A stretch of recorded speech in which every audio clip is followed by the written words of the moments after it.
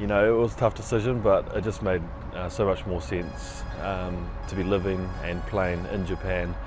Rugby's taking off there. There's going to be some huge interest. It's really going to grow over the next couple of years leading into the next World Cup. So, it's an exciting time ahead. I've been to Japan a few times, and just to see how much it's grown in the last few years, in particular after the last World Cup where Japan beat South Africa in their famous match, which was brilliant.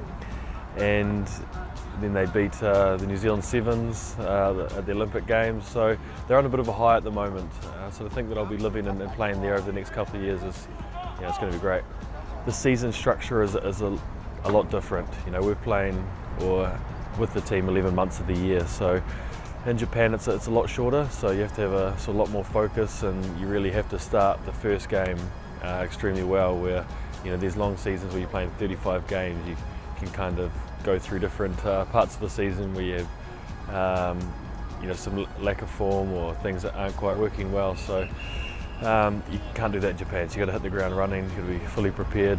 The game's probably a lot faster, I think, in Japan. Just watching their national side and the way they like to play. So might have to do a bit more fitness, I think.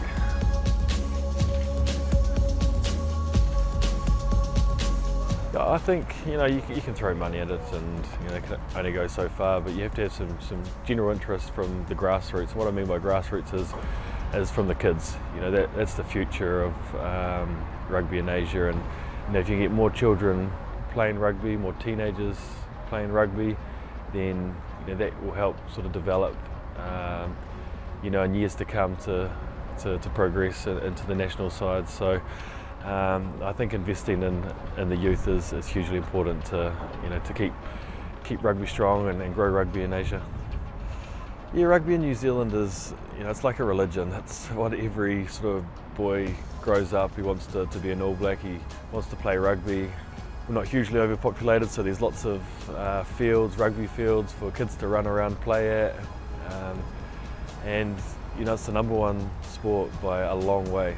Every kid has a sort of rugby ball, passing the rugby ball around, so it's part of our blood, and it just continues up to the highest level. Obviously got some great coaching as well, so there's this real rich history of rugby in New Zealand, and because you're wanting to add to that legacy, that history, that when it's your turn to play for the All Blacks, it's you're wanting to do the history proud, do the public proud, and make sure you can do everything you possibly can for that little country down the bottom of the world. And because of those pressures and expectations, I think that's a big part of the reason that they performed so well for so long.